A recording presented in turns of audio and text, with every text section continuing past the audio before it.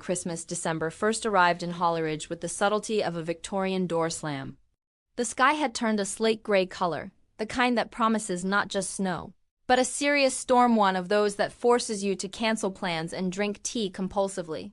Isabel, owner of the Hourglass, was behind the solid mahogany counter, trying to convince a 21st century ledger to balance with the income of a 19th century shop. Spoiler, they didn't add up. The red numbers matched dangerously well with her maroon sweater, but poorly with her peace of mind. The shop smelled of an intoxicating ancient blend, melted beeswax, old wood, cloves, book dust, and the smoky aroma of the wood-burning fireplace crackling in the corner. There were no fluorescent lights here. Only the golden, dim illumination of dozens of Tiffany lamps and candles scattered across the shelves, creating shadows that danced over the fogged-up mirrors.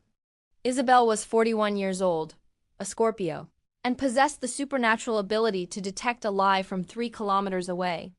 She wore her dark hair in a bun that started the day strict and ended it in anarchy, and a gaze that could be a refuge or a warning, depending on who walked through the door. On top of a stack of leather-bound encyclopedias, which cost more than her car, slept Kronos. Kronos was not a cat, he was a geological event with fur. An 8-kilo Maine Coon, the color of burnt orange marmalade, who snored with the authority of a pocket-sized lion and considered customers to be intruders in his eternal nap. "If we don't sell that Baroque mirror this week, Kronos," Isabel murmured, running a finger down the spine of a book, "we're going to have to start charging you rent for sleeping in the romantic literature section." The cat opened one golden eye, judged her silently with that absolute superiority that only felines and French aristocrats possess, and went back to sleep. The entrance bell rang. It wasn't a vulgar electric buzzer, but an antique bronze bell with a deep sound, the kind that vibrates in your chest. A gust of freezing wind entered the shop, making the candles flicker and bringing the smell of ozone and snow. Isabel adjusted the wool shawl over her shoulders and looked toward the door, activating her Scorpio radar to analyze threats. But what walked in didn't look like a threat. It looked like a human shipwreck. It was a young man, insultingly young to have that look of geological weariness. He wore a gray wool coat that had seen better decades, frayed at the cuffs, missing a button, boots worn down by road salt, and hands thrust deep into his pockets, as if trying to preserve the last gram of body heat left to him on the planet. He had dark hair plastered to his forehead by the dampness of melted snow and gray eyes that scanned the shop with absolute wonder. He wasn't looking at the prices. He was looking at the soul of things. Isabel noticed he was shivering. Her protective instinct, the one she hid under 7 layers of sarcasm and Scorpio mistrust, flared up before her commercial instinct did. "Great, universe. You send me a frozen boy just when I'm thinking about how to save on heating. Your sense of humor is impeccable. We're about to close," she said. Her voice didn't sound harsh, though she tried. It sounded like a gentle warning, like the creaking of old wood. The boy took a step back as if expecting rejection. "As if you were used to it." "I'm sorry." His voice was deep, polite, textured with a rasp from the cold. I'm not going to buy anything. I just saw the light from the street and it looked ... warm." He stayed on the entrance mat, dripping dirty snow, taking extreme care not to stain the polished wooden floor that Isabel obsessively waxed every Tuesday. "I'm Jordan," he added, almost in a whisper, as if his name were the only thing of value he had left. Isabel sighed. She dropped the pen onto the bills. She looked at the red numbers. She looked at the boy who seemed 10 years younger than her and had the cold of 3 winters in his bones. "Nobody enters my shop to stay on the doormat, Jordan," she said, coming out from behind the counter with the natural authority of someone ruling their own kingdom. "And Kronos is allergic to drafts and people who hesitate in the doorway. Close the door." Jordan obeyed, closing it with unusual delicacy, almost reverently. The warm silence of the shop enveloped them again, broken only by the rhythmic tick-tock of 100 clocks that never marked the same time. "I just made Earl Grey tea with vanilla." Isabel pointed to the small iron stove in the corner, where a porcelain teapot with blue flowers rested. "And I have gingerbread cookies that the baker across the street brought me, because she says a woman alone needs sugar so she doesn't turn sour. Want some?" Jordan's eyes widened a little more. He seemed to expect to be kicked out, not fed. There was a vulnerability in his posture that made something in Isabel's chest untense. I don't have money to pay for the tea, ma single quotes Isabel, she corrected him, sharp but without an edge. And the first cup is on the house for anyone who looks like a human snowman. The second one will cost you an interesting story. Or moving that heavy sideboard that's destroying my back. Whichever you prefer, he smiled. It was a small, tired, but genuine smile. It changed his face completely. Suddenly, he didn't look just like a poor boy in old clothes. He looked like someone who had forgotten how to smile and had just remembered thanks to the smell of vanilla. Isabel poured him a steaming cup in delicate porcelain, because at the Hourglass, even charity was done with style or not done at all. When she handed it to him, their fingers brushed. His skin was freezing like marble in winter, hers was burning. Careful, Scorpio, don't start saving anyone. We know how that ends. You fall in love with the restoration project and get stuck with the rubble. But he has nice hands. Big hands belonging to someone who knows how to do things. Not just hold a phone. Jordan held the cup with both hands, closing his eyes as he felt the heat and the citrus aroma of the bergamot. Thank you, he whispered. And the words sounded heavy, full of meaning. Then he looked around.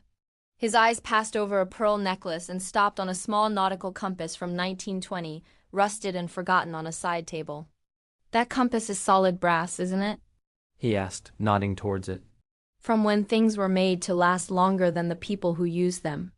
The axis is a little deviated to the northwest, but it's a structurally perfect piece. Isabel raised an eyebrow, surprised. Most people just saw old junk. He had seen the structure. He had seen the flaw and the beauty at the same time. You have a good eye for someone who was just passing through looking for warmth, she said, leaning against the counter and crossing her arms over her chest. I like things that endure, he said, looking her in the eye for the first time. His gray eyes were intelligent, deep, ancient. They have ... They're like this place. And, like its owner, Isabel felt a shiver that had nothing to do with the temperature. Kronos, from his throne of books, let out a short meow of approval, stretching a giant furry paw toward Jordan, as if inviting him. Sit near the fire, Jordan, she said, returning to her bills, but knowing she wouldn't read a single number that afternoon. As long as you don't break anything, you can stay until the storm passes. He sat in the worn green velvet armchair. And for the first time in weeks, the sound of the wind howling outside stopped worrying Isabel. Because suddenly the shop didn't feel empty. It felt complete. Jordan came back the next day, and the next. And the next. He never bought anything. Isabel didn't ask him to either. He arrived with the afternoon, when the December light turned bluish and melancholic, and sat in the green armchair. Sometimes he read old architecture books he pulled from the shelves with almost religious respect. Sometimes he simply stared at the fire as if looking for answers in the flames. But strange things started happening at the Hourglass. Small things, magical things. On Tuesday, the storeroom door, which had been squeaking for 3 years with the sound of a soul in torment, stopped making noise. Isabel opened and closed it 5 times, incredulous. It smelled of fresh oil and care. On Thursday, the wobbly leg of the Louis, the 15th table, which Isabel had tried to fix with cardboard coasters, was perfectly leveled. Not with a shoddy patch job, but with a piece of wood carved to measure, fitted so perfectly it seemed invisible. Kronos, Isabel said, looking at the repaired table with her hands on her hips. Either you've developed opposable thumbs and advanced carpentry skills, or we have a very efficient Christmas elf. The cat yawned, showing his fangs, and looked toward the empty armchair where Jordan usually sat. That afternoon, when Jordan arrived, wearing the same worn coat, but with his face a little less pale and his hair somewhat more orderly, Isabel was struggling with a German music box that had been broken for a decade. It was a beautiful piece with mother-of-pearl inlays but mute. It's not going to play, she said, frustrated, putting down the screwdriver. The cylinder is jammed. It's pretty, but useless. Like my love life. Isabel, please. Filter, use the filter. Jordan put down his cup of tea. Now he served himself. He moved through the shop as if he were part of the furniture, like another cat. May I? He asked. His voice was calm, sure, Isabel handed it to him. Jordan's hands were large, with calluses and small scars on the knuckles, but they moved over the delicate mechanism with a surgeon's precision. Or a pianist's, or someone who deeply understands how things that are falling apart hold together. There was a tense silence. Isabel held her breath, watching his long fingers manipulate the tiny gears, a soft click, almost imperceptible. Jordan turned the crank slowly. A crystal-clear melody, Debussy's Clair de Lune, filled the shop, bouncing off the mirrors and the glass of the lamps. It sounded clean, perfect, nostalgic. "How did you do that?" she asked, looking at him, not the box. Her dark Scorpio eyes searched for the trick. Isabel ran out of air. She felt a lump in her throat. That box had belonged to her grandmother, and she hadn't heard it play in 20 years. Jordan shrugged with that humility that dismantled Isabel's defenses and made her want to invite him to live there. Sometimes, the only thing something broken needs is patience, Isabel. Not force, just understanding where the pressure is and releasing it. Knowing how to listen to what the piece asks of you. Isabel felt he wasn't talking about the box. She felt he was talking about her shop, about himself. Damn it, he's young. He doesn't even have enough to buy new gloves. He is probably a walking financial disaster. And he's looking at me as if I were the most valuable and complex piece in the entire shop. "Thank you," she said, her voice a little hoarse, unusually soft, "for the box, and for the door, and for the table." "I know it was you, my maintenance ghost," he smiled, looking down, blushing slightly. "I don't have money to pay you for the tea, Isabel. Nor the warmth, but I have hands, and I have time. It's the only thing I can give you." Isabel thought that in her world of bills, rushes, and people who only wanted things yesterday, those two things, skilled hands and dedicated time, were worth more than any blank check. "You are officially hired as secret admirer of broken furniture," she said, trying to recover her joking tone. "The salary is unlimited tea, shelter from the snow, and the right to pet Kronos without him biting you." "It's the best contract I've signed in years," he replied. And he sounded so serious, so solemn, that Isabel almost believed him. Almost felt like she was signing a blood pact. A week before Christmas, the snowstorm became an official blizzard. Isabel closed the shop and hung the closed sign while Jordan was still inside, reading a treatise on Roman bridges. Outside, the world was hostile, white, and loud. Inside, it was amber, silent, and safe. "We're having dinner here today," she announced, taking out a bottle of red wine and 2 sandwiches wrapped in aluminum foil. "It's not a gala dinner. Consider yourself warned." "The wine is good, though." "I was saving it for a special occasion. But I've decided that surviving Tuesday without murdering any rude customers counts as a special occasion." They sat on the floor, on the frayed but comfortable Persian rug, in front of the fireplace. Kronos lay in the middle, demanding tribute in the form of ham as a toll for his company. "This is incredible," Jordan said, eating with a hunger he tried to hide out of politeness. "It's yesterday's bread," Isabel admitted, pouring wine. "But if you toast it with enough butter and garlic, nobody notices. It's like makeup. It works miracles with the right base." Jordan took a sip of wine. The firelight highlighted his sharp cheekbones and the shadows of fatigue under his eyes. He looked handsome. Painfully handsome and tragic, like a 19th century poet who is going to die of love or tuberculosis in the next chapter. "Isabel," he said, swirling the glass and looking at the red liquid, "why do you keep the shop?" "I saw the ledgers on the counter when you were cleaning. They don't add up." Scorpio tensed up. She hated feeling exposed. She hated having her cracks seen. "Because it's the only thing that's mine," she said defensively, lifting her chin a little. "Because here time doesn't run, Jordan. Outside, everyone wants new, fast, cheap things. Use and throw away. Here things have history. I like to think I'm the guardian of those histories. That if I don't take care of them, nobody will." She looked at Jordan. She really looked at him. "And you?" she asked, directly. "You have hands of someone who has worked hard, but with his head, not just his body. You have a mind that understands how structures work, how buildings and music boxes stand up. Why are you here, Jordan, with a torn coat and hunger? Why do you look like someone running from a fire? Jordan went still.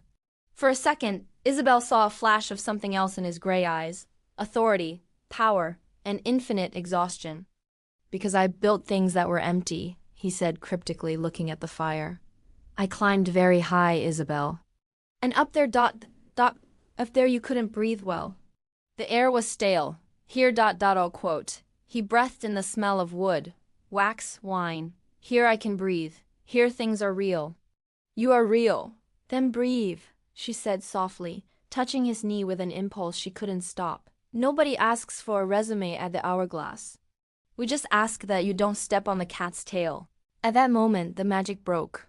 The doorbell rang violently. Someone was pounding on the glass. Isabel stood up, annoyed. She opened it. It was Mr. Sterling, the building owner. A man with an expensive fur coat, teeth that were too white, and the empathy of a concrete brick. Isabel, he barked, entering without permission and bringing a gust of snow into the sanctuary. I've been calling you for 3 days. You don't answer? The rent goes up in January. 20%. Either you pay or I turn this into a trendy cafe for tourists. I already have the blueprints. Isabel went pale. She crossed her arms so her trembling hands wouldn't show. I can't pay 20% more, Sterling. I'm already tight, you know it. This building is old. The heating is a ruin. Double quote. Sterling looked around with disdain, wrinkling his nose at the old smell. His eyes landed on Jordan, who had stood up slowly, still in his old clothes and worn boots. Well, well, Sterling sneered with an unpleasant laugh. I see you have money to feed vagrants and have picnics on the floor, but not to pay your rent. You should choose your company better, Isabel. This gives the neighborhood a bad image. It smells of failure and cheap charity. Something broke inside Isabel. It wasn't fear. It was the cold, volcanic, absolute fury of a Scorpio. She moved fast, stepping in front of Jordan, covering him with her body, even though he was taller. Get out of my shop, she said. Her voice was low, dangerous, vibrating. Excuse me? Sterling blinked, surprised. I said get out right now. I prefer to have dust on the shelves, and this vagrant having dinner with me, than your dirty money and your presence here. Jordan has more class, breeding, and dignity in the sole of his broken boot than you do in your entire 3-piece Italian suit. Get out of my house. Sterling, surprised by the intensity of the lioness defending her cub, backed toward the door. You'll regret this, Isabel. You have until the 31st. Start packing your old junk. He left, slamming the door so hard the windows rattled. Isabel stood trembling, the adrenaline dropping suddenly. She felt a hand on her shoulder, warm, firm. She turned around. Jordan was looking at her. There was no pity on his face. There was an admiration so deep, so intense, so absolute that Isabel's knees failed her. You defended me, he said, amazed. As if no one had ever done that. You're my friend, she said, her eyes full of tears of rage. And he is a classist idiot. Isabel, Jordan cupped her face with both hands. His thumbs wiped away a furious tear. Nobody had ever done that for me. They've defended me for my money, for my last name, for what I could give them, or build them, but never for me. Never for Jordan. Well, they are idiots too, she whispered, losing herself in his gray eyes. Jordan lowered his head and kissed her. It wasn't a movie kiss, it was a real kiss. It tasted of cheap wine, desperation, old wood, and absolute promise. Isabel grabbed onto his worn coat as if it were a life preserver in the middle of the ocean. To hell with common sense. To hell with the age gap. To hell with the rent and Sterling. I want him here now. Isabel just risked everything to defend Jordan against the world. If you love romances where connections matter more than bank accounts, hit that like button right now and subscribe to join our cozy community. Trust me, the second half of this story has a twist you won't see coming. Christmas Eve arrived with the threat of eviction floating over the shop like a black storm cloud. But Isabel, in an act of defiant denial, decided to ignore it. If this was going to be her last Christmas at the Hourglass, it was going to be perfect. Jordan arrived early. He had shaved and smelled of clean soap and cold. He was carrying a small box wrapped in brown paper and tied with string. Merry Christmas, Isabel. She gave him her gift, a charcoal gray wool scarf she had knitted herself during nights of insomnia. So you don't freeze when you leave here, she said, trying to smile, though her face hurt.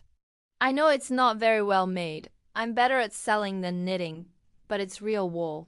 It itches a little, but it keeps you warm. Jordan took the scarf as if it were the shroud of Turin.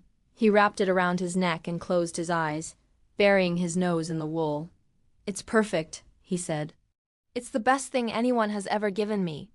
I have to tell you something, he added, opening his eyes. His voice was trembling. I have to leave for a few days. After Christmas. Isabel's heart stopped. It fell to the floor and broke into 1,000 pieces like a teacup. Ah, of course. You have your life. I understand. It's been a nice interlude, Jordan. I knew you would leave. They always leave. No, he grabbed her hands, urgent. I'm going to come back, I swear.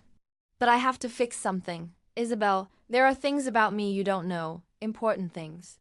I've lied to you, not in what I feel, but in who I am. I know you fix music boxes, that your hands are always cold, and that you kiss like the world is going to end, she said, pulling her hands away.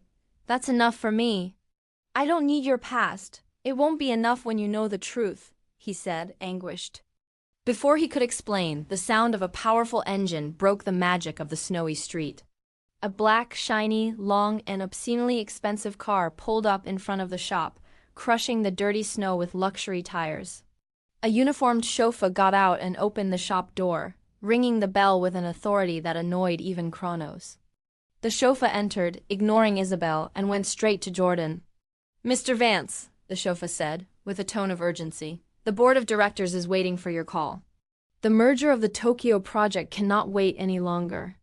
And your mother asks if your eccentric spiritual retreat is finished. I've brought your clean suit. The silence in the shop was absolute, heavy, deadly. Isabel backed up until she hit the counter. She felt the air turn solid. Mr. Vance, she repeated. Her voice sounded strange, distant. Jordan Vance? The architect? The owner of Vance & Co., the ones building half the city skyline. Jordan closed his eyes. He looked physically ill. Isabel, let me explain ... Explain what? Isabel's voice went up an octave, breaking. That you've been playing at being poor in my shop? That you've let me treat you to tea and stale bread sandwiches while you could buy the whole street with the tip from your coffee? What was this, Jordan? A sociological experiment? Poverty vacation? Did you have a good laugh at the naive poor bookseller trying to save you from the cold? No, Jordan shouted. Kronos jumped, startled, from his pile of books. I never laughed. Isabel, look at me. I was burned out. I hated my life. I hated who I was. I hated that everyone wanted something from me. I came here to disappear. I didn't have cash. My cards were blocked by me so I wouldn't use them. What I lived here was real. I was happier with your stale sandwich and your cheap wine in front of that fireplace than at any gala dinner in the last 5 years. Isabel crossed her arms, protecting her chest. A wounded and betrayed Scorpio is the loneliest creature in the world. Leave, she said. Cold ... double quotes. Isabel ... Go to your expensive car, Jordan Vance. Sterling was right. This smells of failure, but the failure is me for believing this stupid fairy tale. Go before I kick you out. Isabel, I love you. Go! Jordan looked at her one last time. He looked devastated. He nodded to the chauffeur and went out into the cold. But Isabel noticed a detail. He didn't take off the badly knitted scarf. He got into the $500,000 car with Isabel's gray, crooked scarf around his neck. A week passed. The longest and quietest week in the history of Hollyridge. It was the morning of December 31st. Isabel was packing things into cardboard boxes. Sterling had won. The shop was closing. The hourglass was half empty. The display cases looked like skeletons. Kronos meowed, looking at the door, pacing restlessly, looking for his friend from the green armchair. I'm an idiot, Kronos. He was right. Sometimes the only thing something broken needs is patience. And I didn't have it. I had fear, I had pride, and I threw him out. And now we're left without a shop and without a boy. The bell rang. Isabel didn't look up from the box where she was storing the nautical compass. We are closed forever. Come back in January when this is a trendy cafe serving pumpkin lattes for $8. I hope they serve good. Earl Grey with vanilla. Or I'll be very disappointed. Isabel's head snapped up. Her heart did a flip that almost broke her ribs. Jordan was there. He was wearing a new coat, well cut, black, expensive. He looked older, more imposing, more Mr. Vance. He had the aura of someone who commands buildings and budgets. But around his neck, knotted with absurd pride over the cashmere lapel, he wore the gray wool scarf, crooked and full of knots, from Isabel. He approached the counter and placed a leather folder on it. "What is this?" Isabel asked, trembling, not daring to look him in the eye. "These are the deeds to the building," Jordan said. His voice was calm, firm. "I bought it, everything, the shop, the apartments upstairs, the basement. I bought it from Sterling this morning. I made him an offer his greed couldn't refuse. I quite enjoyed seeing his face, by the way." Isabel opened the folder with clumsy fingers. There it was, her name, Isabel owner. "I can't accept this, Jordan. It's too much money. It's obscene. It's single quote." "It's not a gift," he said. "It's an investment. I'm moving my architecture studio to the top floor. I'm sick of the city. I need a landlady who is strict, has impeccable taste in antiques, and makes free coffee when it snows. The rent will be symbolic, 1 tea a day and putting up with me at dinner." Her eyes full of tears. "You are a manipulative liar, Jordan Vance, and dramatic. And you are the woman who defended me when I thought I was nobody," he said. He walked around the counter. Chronos ran to rub against the legs of his designer trousers, purring like a diesel engine. "Isabel, I have money. A lot. It's true. But I was dirt poor until I walked through that door frozen. I don't want my life from before. I want this. I want the dust, the broken clocks, the fat cat, and the Scorpio woman who looks at me like she's going to kill me or kiss me. Preferably the second, but I'll accept the first if it's quick." Isabel let out a laugh that sounded like a liberating sob. "I'll probably do both. You're going to have patience. I have all the patience in the world. I'm good at fixing broken things, remember?" Jordan kissed her. And this time it didn't taste of desperation or goodbye. It tasted of future. It tasted of safety. It tasted of wax, wood, and snow. It tasted like, finally, all the clocks in the shop, after years of chaos, had set themselves to the same time. "Calm down, Isabel. Breathe. I think this sentimental cycle has actually come to stay. And it brings central heating and a handsome architect included. Not bad for a Tuesday. If this story stole your heart among old clocks and snowy nights, don't let the magic end here. We have dozens of cozy tailies waiting for you. Subscribe to Cozy Stories by Marylena. Click that notification bell. And let's discover another romance together in the next video.